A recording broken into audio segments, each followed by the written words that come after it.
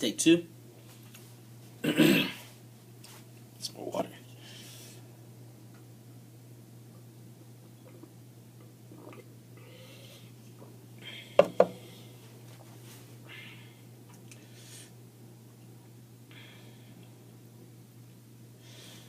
Dear pouty-faced, thick-hipped, glossy-lipped little girl, dipped in a body of a woman twice her age with half intellectual capacity. I know you say you get lost in my words, but if you could find it in your heart to forgive me. See, I think I've made the fatal mistake of mistaking our fatal attraction for something out of a cheap comic book. I pictured you, projecting an SOS into the sky, and I would come to the rescue like Batman, but my utility belt didn't equip me with enough ways to love you.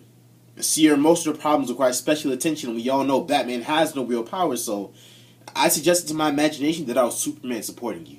So you cried enough tears to flood the earth, so all too often had the weight of the world on my shoulders. You were a damsel in distress, dangling in a web of lies not even Spider-Man could get you out of. Yeah, your parents told you to leave me in the dust like Flash, and I'm pretty sure they would have went in ecstatic shock if they knew how many times you let Hulk smash, but they were never there to see how I made you smile like Thor's hammer was caught in between your front teeth, and laugh like Iron Man was welding his suit with your soul. Baby girl, I know that you were never taught to love men properly because you had an uncle like food poisoning. See, it's not how he tasted passing your lips, it's what he did to your body on his way down. His tongue was an active ingredient that made you throw up blood, hoping he would stop gangbanging and leaving you crippled. I'm sincerely sorry that I split your atom every chance I got like we were somehow trying to reenact Hiroshima, but baby, what you got in your pants is nuclear. Yes, there's a treasure in your chest, but I made a personal investment in the rest of you. So stop letting the world go down on my stock. Keep your panties above market value, and one day, I will make enough for profit to buy you back that cherry I popped. If you promise to treat it like the government has a strong black man and always keep it locked up. Dear woman whose life I've ruined unconsciously by not comprehending the compensation of relations I provided by never fully leaving you. While I am truly responsible for some major complications and some minor complications that I've decided to blame on the alignment of the constellations, I want you to know that you have eyes that can manipulate sunlight into manifestations of magnificence in the crescent shape of your irises so much that any time you locked eyes I went blind, but I've never seen more clearly in my life. I was never that good with algebra, but your heart was an equation I had to evaluate. I figured it out. See, every time my D crossed your x-axis, it caused a downward slope on a function of your emotions, making me question why you ever allowed my data sex anywhere near your origin. See, when you put our relationship in terms of math, your feelings were equivalent to every x I've plotted on my graph, and you'll be the last fraction I found no solution to. I'd rather come out on top with nothing. You have the voice of a black activist when you speak. I can hear Malcolm X and Huey Newton arguing in your voice box over Sojourner's Truth. You said you can take pain, so, like any guy, I consider a train wreck, but then I remembered, you have the Underground Railroad roller coaster twisting in your intestines. So when it comes to civil rights, you don't take shit or split hairs planted that allowed, split hairs like the fibers planted that allowed the government to murder Troy Davis. His only crime was remembering the hard time black males have finding jobs in America. So he never thought for a second he would get worked by the system. Fuck the metaphors.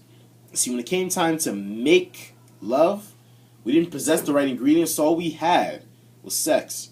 You gave me everything before I agreed to give you anything, trust me. I waited for the day when my heart would open like church doors on a Sunday afternoon, soaking wet with the pastor's regret from what he'd done Saturday night, and allow you to seep into my ventricles and pump through my body like a shotgun against the chest of a 13-year-old boy. My life would depend on the status of your safety. Babe, I understand that blood is thicker than water, but me and you would have been as thick as the fall that hung over the night as our ancestors cloned Negro spirituals to their throats, silently singing symphonies that kept us alive in those boats, serenading the South with gumbo-flavored songs, praying their neck bones wouldn't be used to add flavor to the collard green tree trunks the next day for sneaking out.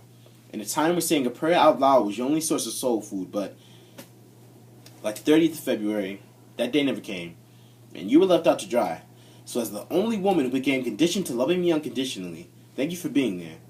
What I need you both to understand is I never intended to tamper with your tampons, period. So any blood, sweat, or tears I cause once a month was just my way of putting myself on three-way with you and Mother Nature. This is in no way, shape, or form an apology letter for the apocalyptic skepticism of a relationship. This is me, bearing my soul in hopes that I can console whatever part of your minds ever told you my heart belonged to either one of you. You call me heartless, but the truth is, I refuse to love anyone fully regardless. You both had me in an unfair game of Russian roulette, holding loaded guns to my skull, but I never loaded the clip to my heart, so we never had a shot. But believe me, there was once a fire between us that burned hotter than the sun 2 minutes after God realized he left the lights on. But like any fire, can only burn for so long. I'm sorry that it burned for so long, because you yearn so strong. Signed sincerely. The boy who stole your hearts with an intention to serve a life sentence, paraphrasing the paragraph that was a relationship, so the sustenance of that summary would allow him to rest in peace. P.S. If you find the time to get lost in all our memories, tell the old me I'm waiting in the future to tell him what a mistake we made by leaving you in the first place.